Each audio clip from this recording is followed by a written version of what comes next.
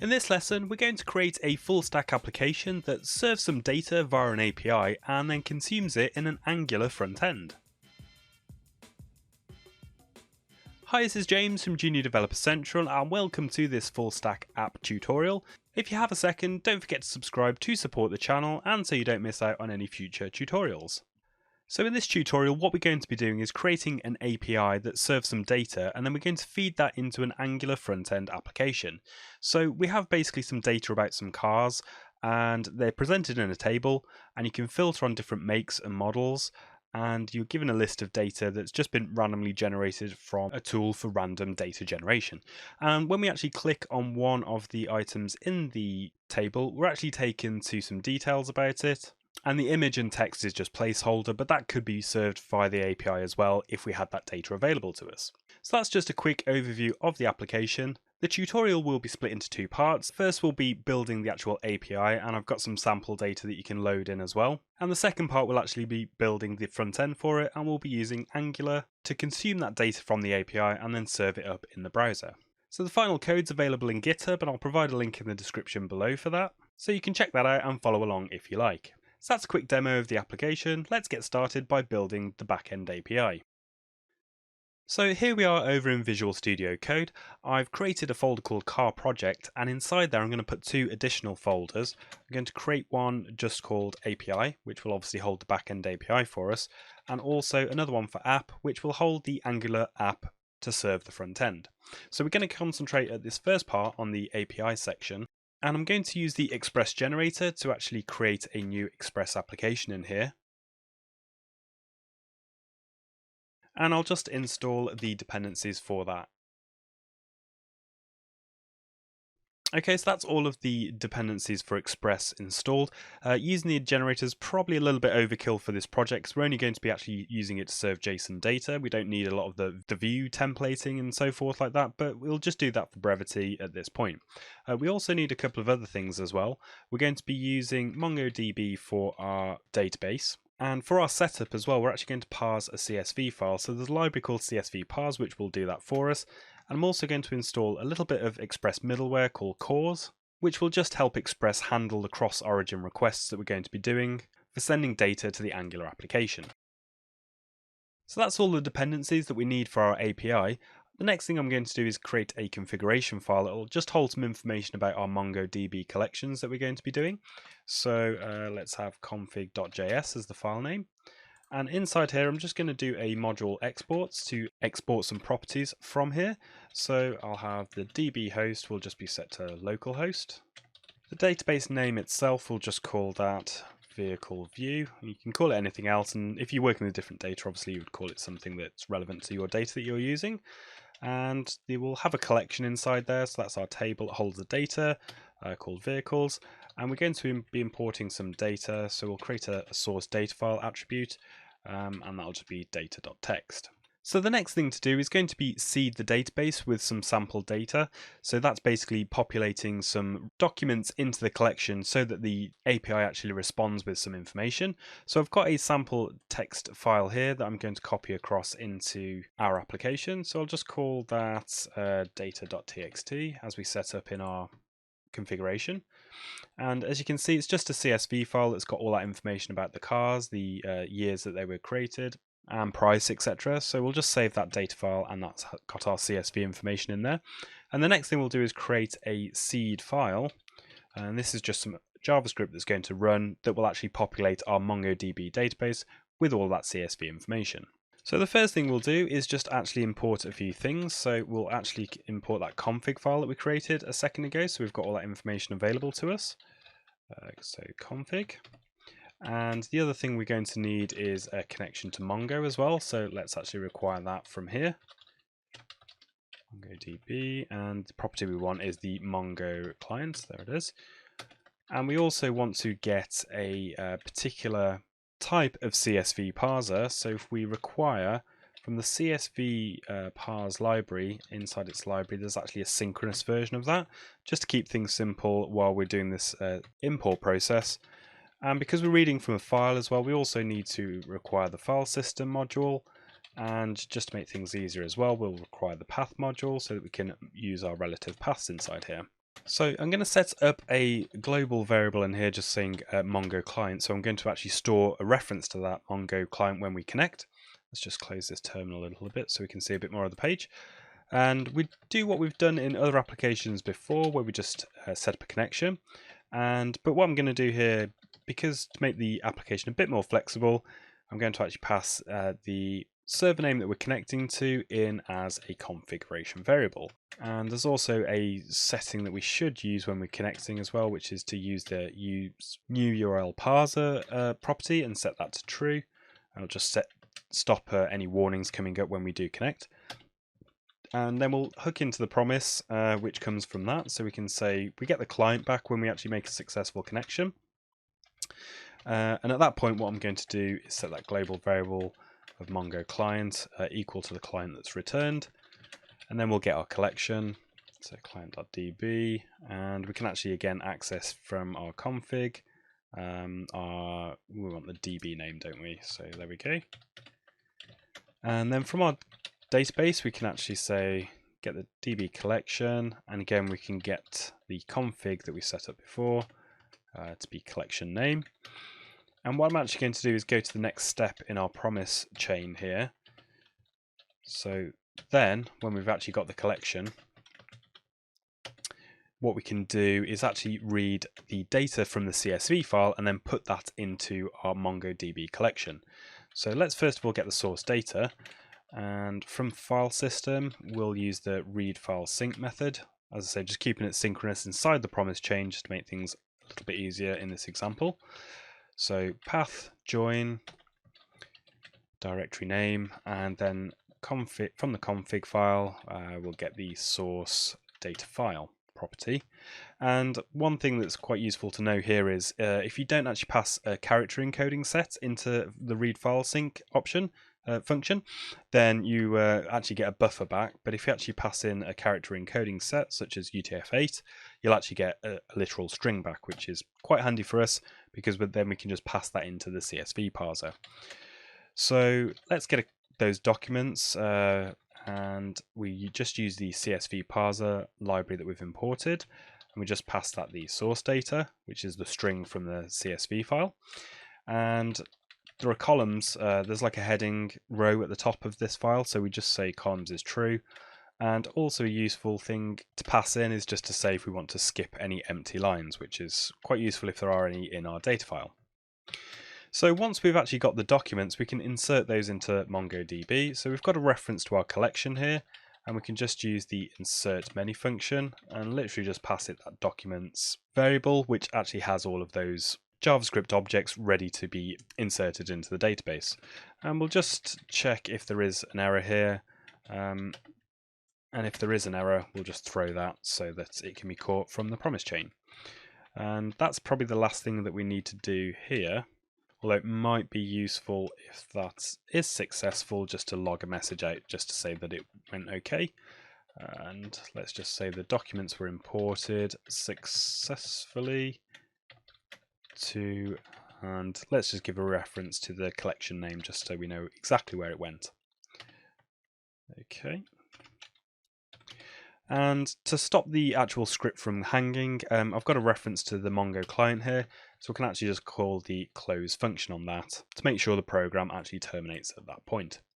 And let's just actually put a catch in here, so if there are any problems, we'll know about it in our script. So console.log, let's just say there was an error seeding the database.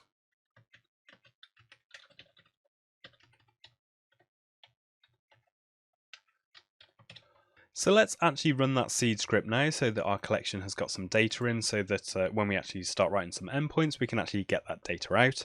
And I'll just, from our API folder, say node, and then it's the seed file that we need to run.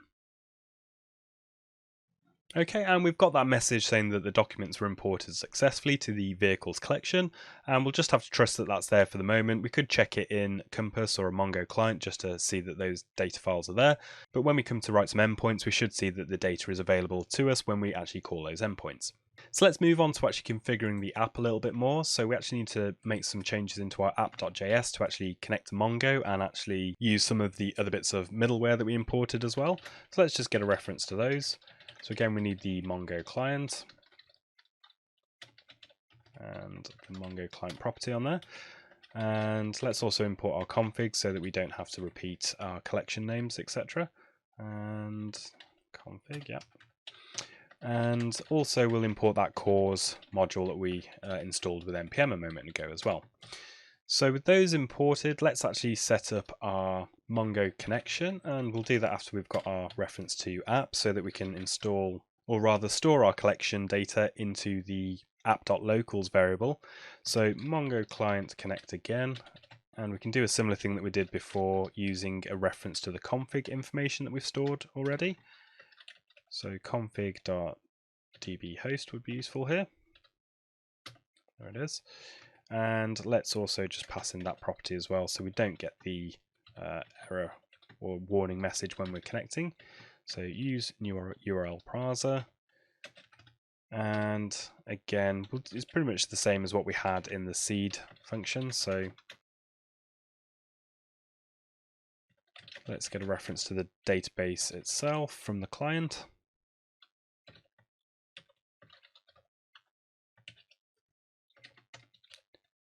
DB name. And then also let's get the actual collection itself. And collection, oh, it's from the config there, wait there, so config collection name. And what I'll do is save this collection data into app.locals, but I'll also actually call it by the collection name itself so that it's not hard coded in. So if you did want to change the collection name simply from the config, it would update all of this. And let's just save the collection in there. Okay, so two other small bits of config that we're going to set up. We'll actually tell Express that we want to use the cause middleware. So we imported that a moment ago. And also what I'll do is just set up our own custom bit of middleware. So before every request is actually processed, let's actually get a reference to the collection from request.app.locals and then the collection name itself. And with that variable, I'll literally just store that onto the request object as a variable called collection. So now every time we want to access the collection itself, if I can spell it, we can just literally access that inside of request.collection. And you'll see that in a second when we actually set up our routes, that it's just a bit of a shortcut so that we don't need to keep actually calling this bit of code here to actually access the collection name. So with that being said, let's actually go over to our routes and set up our routes that we're going to use to serve to Angular. So first, let's just get rid of the standard route that's there at the moment. And what we're actually going to do is first of all set up a route to get all of the data from the data collection. So this will be a list of all the cars that we've just imported into the database. So we'll put that at /cars. It's usual to give it a resource name, such as users or items, for example. But yeah, we're dealing with cars here for the moment. So let's say the endpoint is available there. So this one's a really simple one. All we need to do from our request, we can get the collection. So this is the bit of middleware that we just set up a moment ago. And we want to find everything basically. And we'll transform that into an array. And if there's a result that comes back from that, we'll obviously send it back to the user and we'll send it back in JSON format. So let's go to results. And if there's an error, we don't really want to worry too much about this because it shouldn't happen in our example here, but we'll just send the error back to the user in that format. So at this point, let's actually run the API itself and see if we can get the data back on that endpoint. So all we need to do is npm start, and we'll let that run. And if we go into, oh, there is actually an error there. Let's see what that is. Oh, so it's in the actual app.js. I've actually put cause with an E instead of just without an E. So let's try that again. And if we run the app, yeah, so that's been served on port 3000. And there are some other deprecation warnings here, but it looks like there's an error there saying that the collection is actually not defined as well. So I've probably missed out a config somewhere. Oh yeah, I just actually misspelled the variable itself. So let's save that and let's rerun it.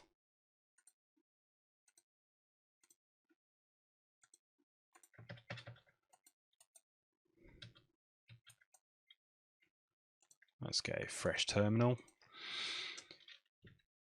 So let's go back into the API and npm start again.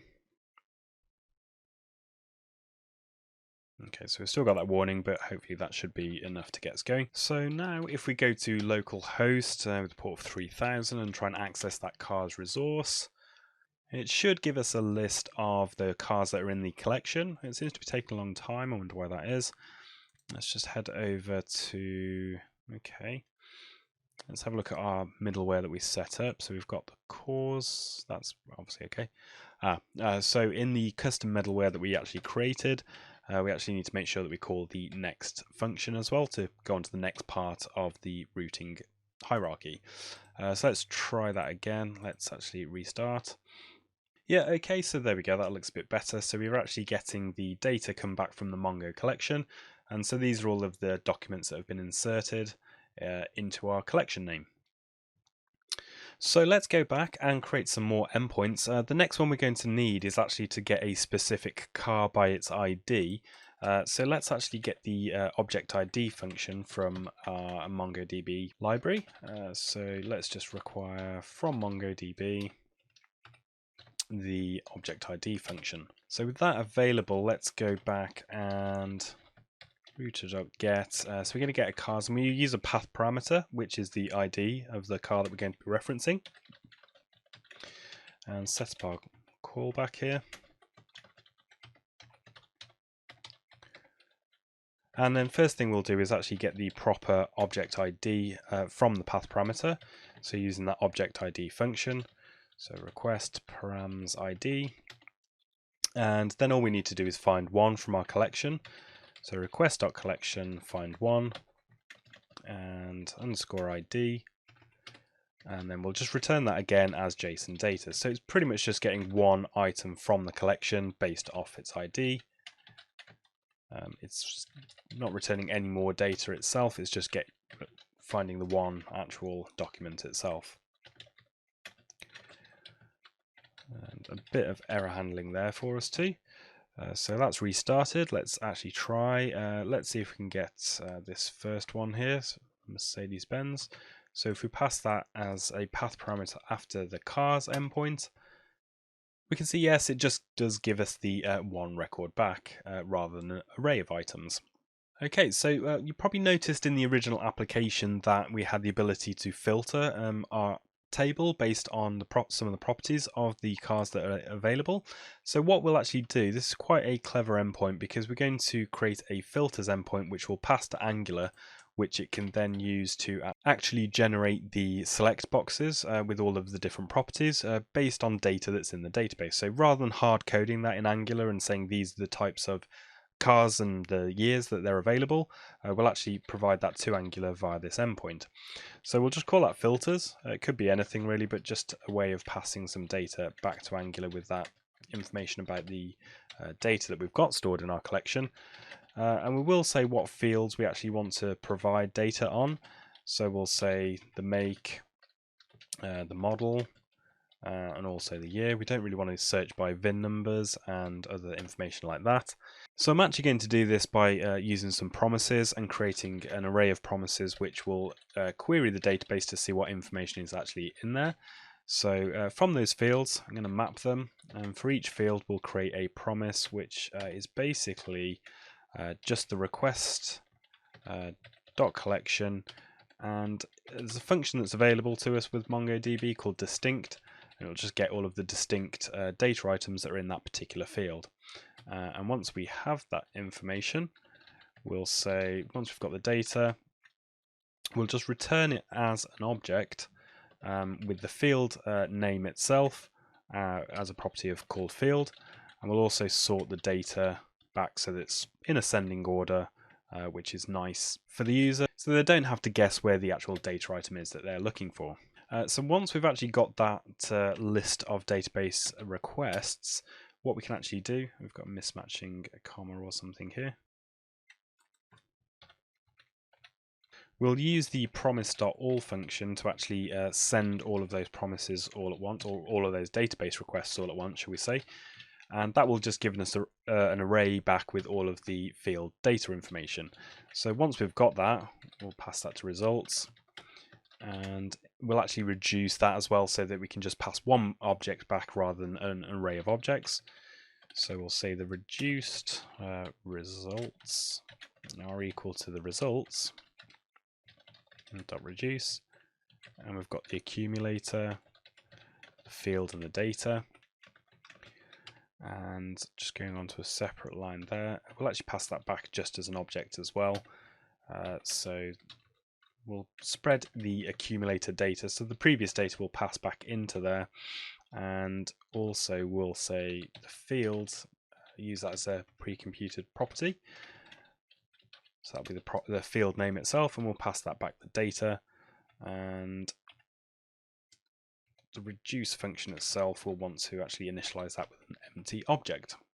So let's actually just send that back as some JSON data, and we'll take a look at what that looks like in just a second. But first, let's just actually make sure that there's some error handling on there as well. So if there is an error, just send that back to the browser. Okay, so let's test that out. We should get a list of unique cars, models, and years that are available in our database now. If we just go to /filters.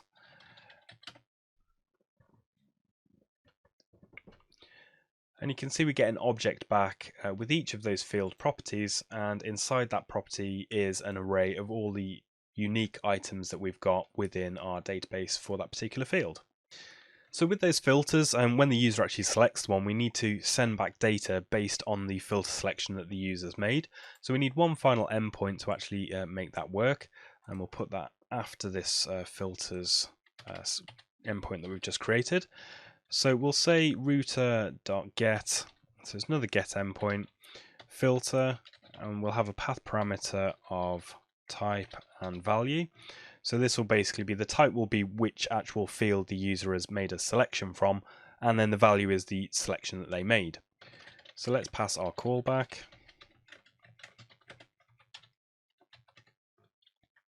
And from the actual path, we'll get the type and the value. Oops. Params.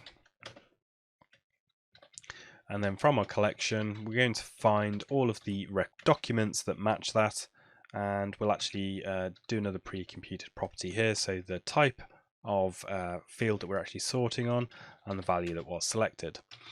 And again, we'll pass that back as an array because we're likely to get many results from that. And simply then just pass that back as some JSON data.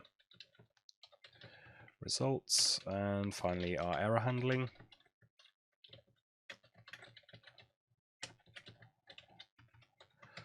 Okay, so let's test that out in the browser again.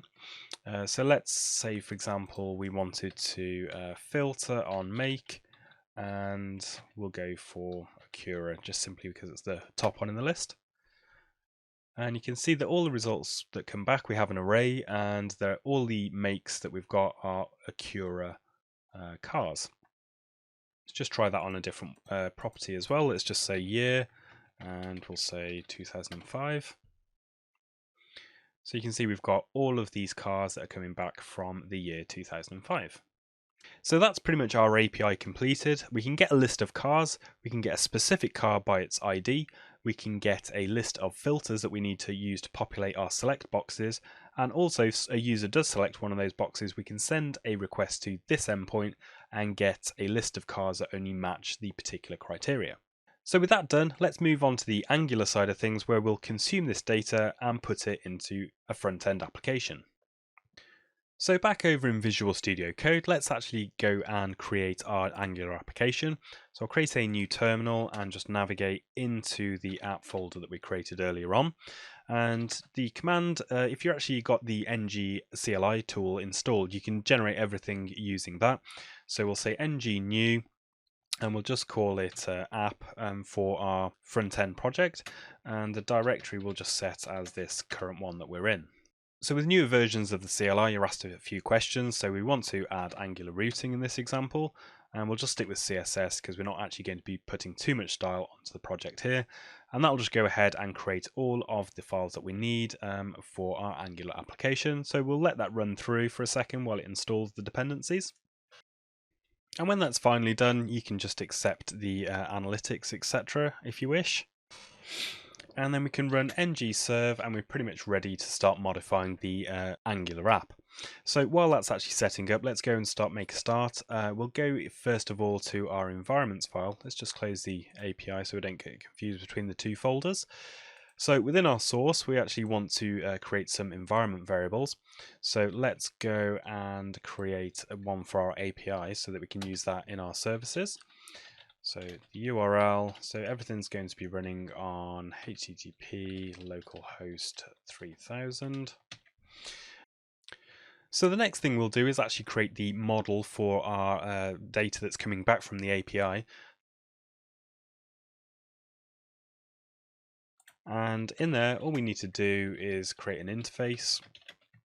We'll call that car, and this is just mirroring the data that's in our collection. So we've got an ID, we've got a make, and these are all strings. We've got a model, a year, and you might think the year is actually a number, but from the API it comes back as a string. So we'll say string there, and same thing for price as well. So with our model created, we're actually going to create our components that will actually interface with the service that we're going to be creating shortly. So let's go into the terminal, and we can actually use a tool with ng, which is generate, and we'll generate a component. And the first component we'll create is a listing component. So this was the original table that we had, so we'll just call that car list. Let's put in capital there. Oops, and we need to be inside of the actual Angular project there for that to work. And we'll also create another one, which is car detail as well.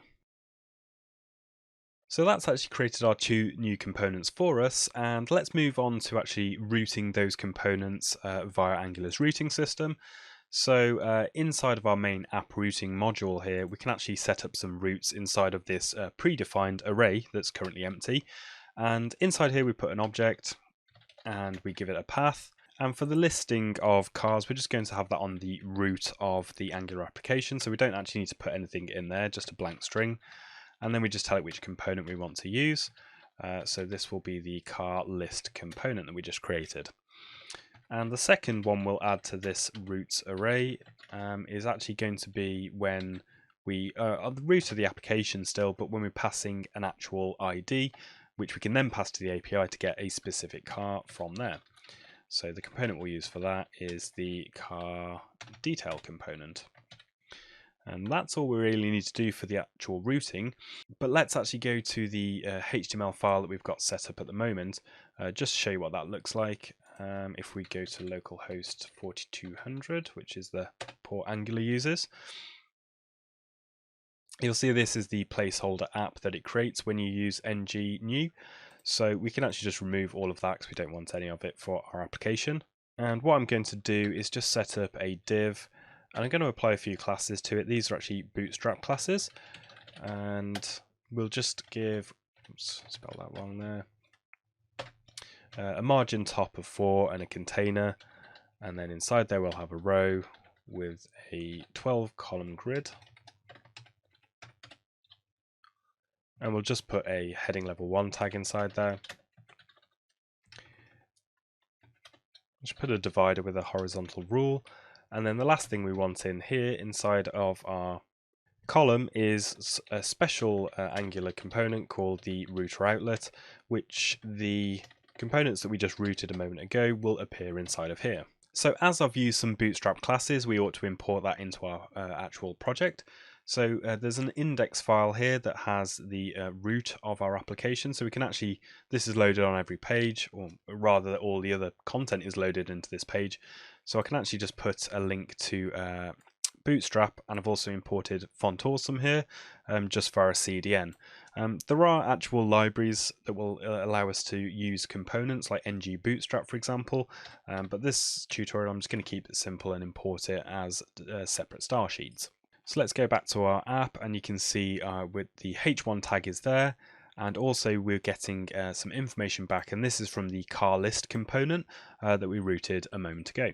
So before we actually start working on those two individual components to show all of the car data and show individual car data, we need to set up a service which actually sends the calls to the backend API to get the data. So let's go back to our terminal, and we'll say ng generate service, and we'll just call it car, so it will set up a car service for us. And if we open up that car service file that it's just created, you can see it's quite blank at the moment. We're actually going to use this to send the requests to the API. And this relies quite heavily on the HTTP client module. So we actually need to import that into our overall app before we can start using it. So here in our ng module, we're going to import the HTTP client module. And that can be found in the HTTP library, which is inside Angular Common. So let's just save that. And if we go back to our service, what we can do now is inside of our constructor, we're going to inject the HTTP client service, which should also be available inside Angular Common. And now we can use that to actually send our HTTP requests, which you'll see in just a moment. But let's first of all set up in our service the base URL for sending requests. So we'll access that from our environment variable, and we set up on there the API URL when we've started this section. So with that set up, we can actually create some functions that can be called to retrieve our data. So let's work through them in turn. We got the first one is to get a list of cars, which basically is that first endpoint that we created to get all of the car data from the collection. And in TypeScript, we should actually say what type of data is being returned. So this is going to be an observable, and the type of data in that observable will be an array of cars. So that was the model that we created a moment ago. So let's just make sure all this is imported. A car and observable from RxJS. Okay, so this will just be complaining that we're actually not returning that data at the moment. So let's actually do that by returning a call to this HTTP. So that's the client that we just imported. And we're going to get an array of cars.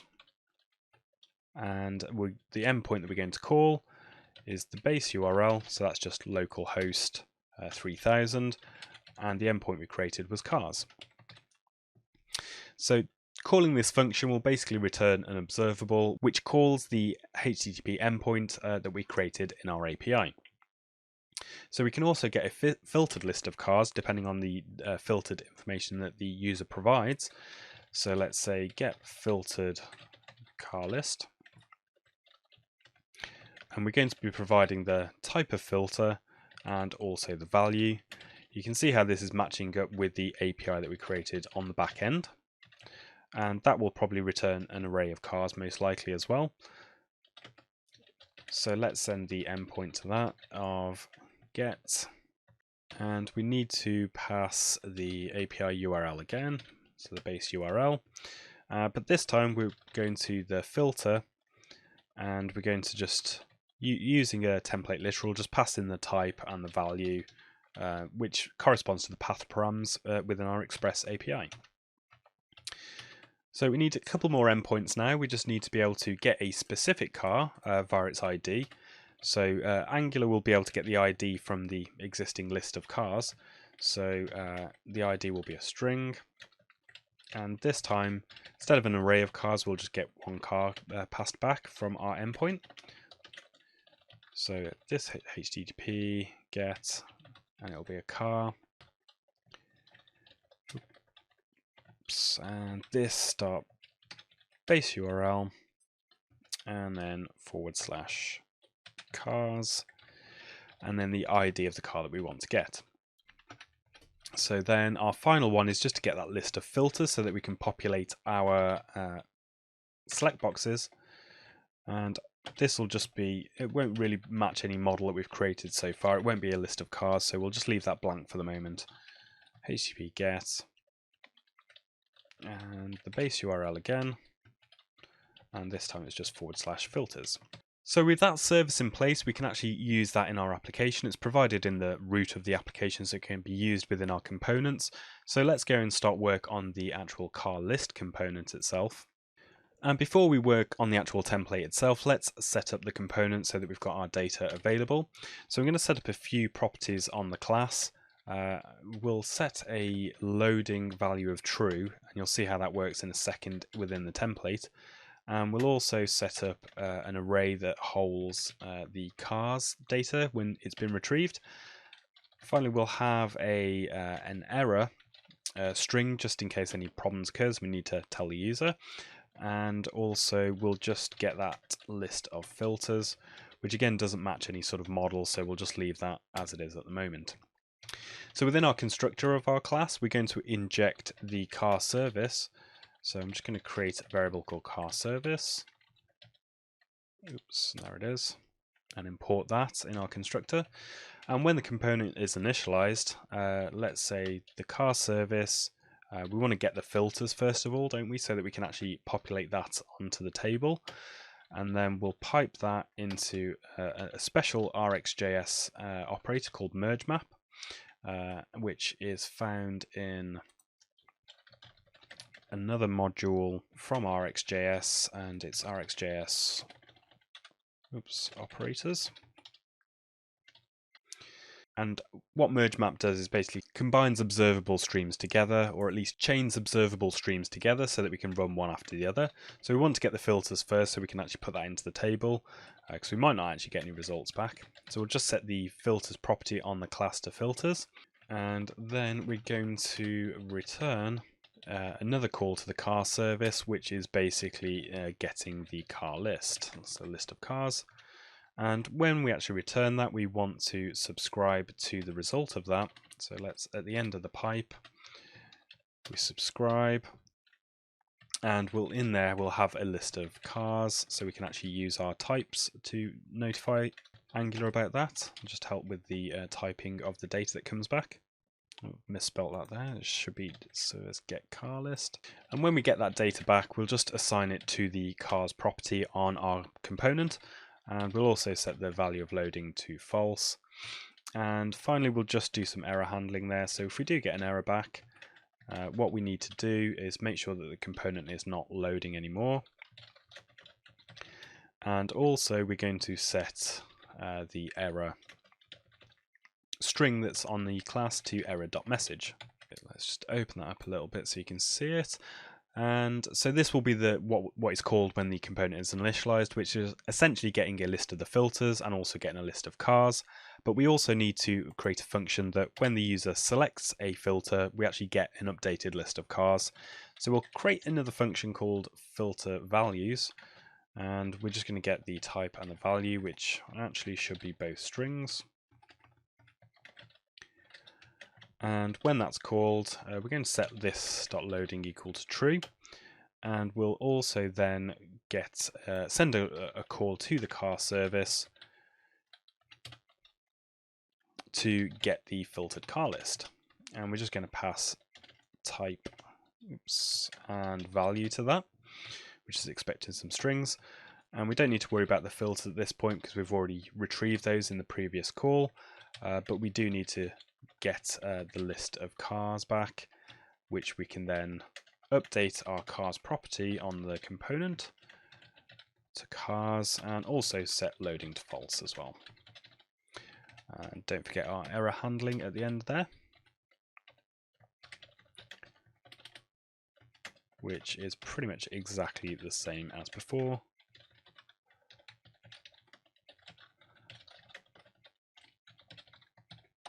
And making sure that the loading property is set to false afterwards. Let's just tidy that up there. So these are the two functions that we need for our car listing to actually show that list of cars, but we also of course need to make the template. So let's go ahead and to the HTML file for the car list component. So this was the message that we saw earlier on the home page. So we're basically going to replace that with some markup, which will display the list of cars in a table. So let's remove that, and what we're first going to do is I'm going to make some checks to see if the loading property is actually true or false. So if it's actually true to start off with, what I'm going to do is just inside of the div itself, we're going to put a font awesome spinner. So just make it a little bit larger and center the text. But we'll actually just put an icon font there, so font awesome. We'll just go for the standard spinner, and if we put the FA spin class on, that will actually make it rotate and animate at the same time. So we'll actually, if that's the case, we'll see the loading spinner, but if that's not there, we actually want to display some content. So if we're not loading, let's check for errors first of all. So again, another quick div with an ng if on there. So if it's an error, just literally display the error to the user. We shouldn't get any with our testing here, but something could occur in a real world application if it's deployed. So if there's no error,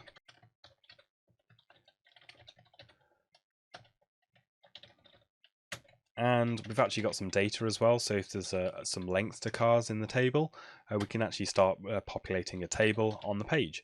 So we'll have a table with a class of table, this is bootstrap class, and also table hover, just to give it a bit of a nicer feel for the user.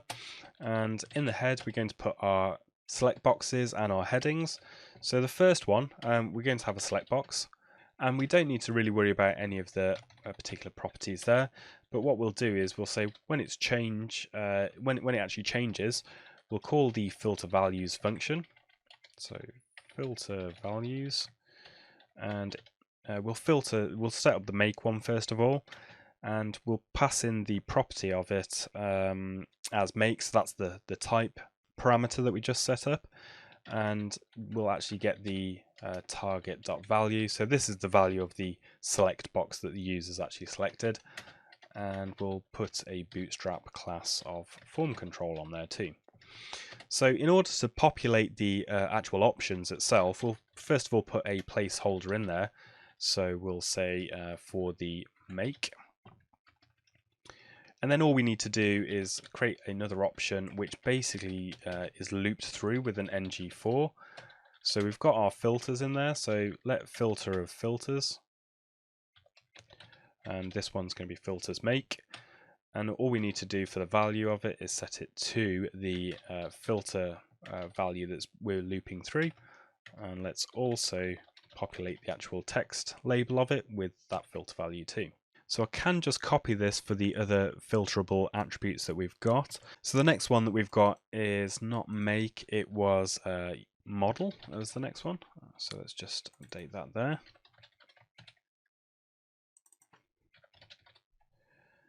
And also finally we've got another one which was the year. So let's just update these three here. And we've also got a couple of other headings because we've got some other data in there for the VIN numbers and also for the price as well. So with the heading done, let's move on to the body of the table. And this again is just a simple ng repeat. So we'll say ng4 is equal to, and let's just loop through the cars that we've got set up on here as well. So let car of cars. So that's what we retrieved from the API a moment ago. And we'll also, what we want to do is we want to open up a new component, which is the detail component of the car when the user clicks on one of those rows. So we can just simply add a router link property onto the row. And what we actually want to access in there is the car.id, so that we can use that ID that's on the particular car row to send that ID to the API to get the data for that particular car. So inside the row, we just want to basically list out all of the data. So we're going to have the make, and we're also going to have the model. Oops, and we're also going to have the year, the VIN number, and finally the price. Okay, so that should be pretty much our template to show our car data in that table. So let's actually head over onto the browser and have a look at that. We've got a blank page, so something's gone wrong there. Let's have a look in the console, and we do have one error. Okay, so let's have a look at the start of that. Okay, so it's just a missing parentheses on there somewhere, probably with these filters. Yeah, so that function call didn't actually get closed off there. So let's just make sure that's in place for those 3 calls at the top for our headings. And restarting the app. Okay, so we do have another error there, just saying probably just misspelt the function on the car service there. So let's have a look. Called it get filters. Yeah, so make sure that's saved. And on the actual car list component itself, car service.get filters. Yeah. Oh yeah. So we've got something. Maybe just didn't save that file before. Here you can see our spinner coming up there, and also we've got our filters and also our data inside of here as well. So that's quite a lot of result for not too much effort in our Angular app, and we should, if we actually select one of the different properties from one of our select boxes, let's go Land Rover, yeah, you can see that's automatically working. So that filter values function is actually sending the data to the endpoint and updating the cars array that's been saved in our car list component. So let's just try with year as well. Okay, yeah, so we've only got cars from 1959 at the moment. So finally, if we just try and click on one of the rows on the table, so you can see we're actually taken to the car details component. We haven't actually done anything with that at the moment, but you can see we've got the ID of the particular item in the collection, in the MongoDB collection. So all we need to do is really take that ID itself and send it to the car service to get just the data for this one particular car. So let's go back to Visual Studio Code and finish that off. So we're going to do pretty similar things that we did in the car list component, but we're just going to do it for a specific car. So we're going to have a property on our component just for loading. So we'll initialize that to true when the component's created. And we'll have an error, which again is the string. And also we'll have just one car property, because we're only holding one car when we're viewing details of it. So let's just import that model. And in the constructor, we're going to actually import a couple of things this time. We want to get the activated route, and you'll see why in just a second.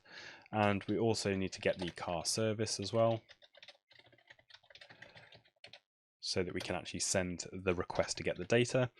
So when our component's initialized, we need to do a couple of things. We need to first of all get the ID that's in the URL. So if we go back to the browser and you see we actually want to get this value here.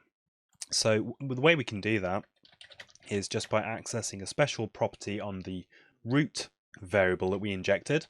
So we can say this.root.snapshot.parammap, and then we just want to get the one that we set up, and we want to get the ID, and we specified that in the app routing module earlier on, so that corresponds to this path parameter that we defined there. So back in the car detail component, this ID variable will now have that path parameter stored into it, so we can then just pass that to the car service, to the get car function that we created, which is expecting an ID as a string, and then we subscribe to get the car, and then we just need to set this.car is equal to the result, and we also want to set loading to false. And our error handling down here is the same as what we had in the previous component. So this error is error message, and this loading is false. So we just need to take that car data and put it into our template now. And we could do various different things here, but I'm just going to put, again, a few bootstrap classes in just to make it look a bit different from the actual table. But first, we're going to check to see if we're loading. And if we are, we want to display that spinner again. So if we're loading, let's put the classes here too. So font awesome and center the text, and a icon font of the FA spinner, FA spin. So that's our loading check done. And if we're not loading,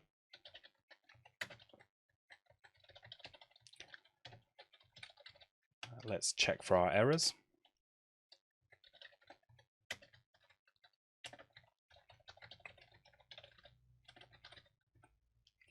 And if we have one, obviously display it to the user. And the other check that we need to do is if there's not an error.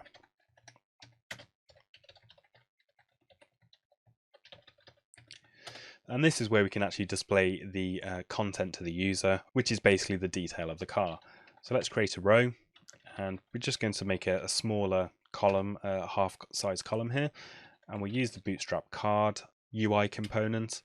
And I'm actually going to stick an image in there. If you remember, we had a placeholder image beforehand, so I'm just going to go and get one of those now.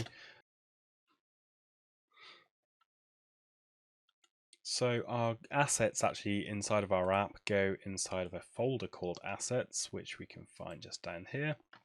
And I'll just place a car placeholder image in there so that we can use it to display for any of the car details that we come across.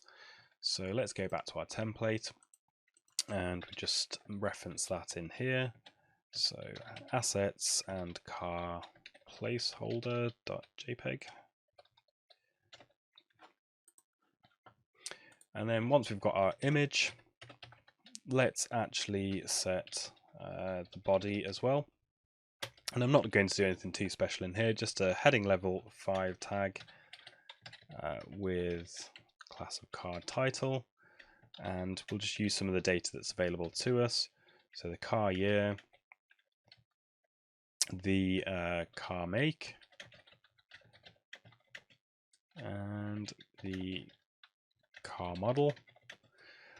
And then finally we'll just put the price in there as well.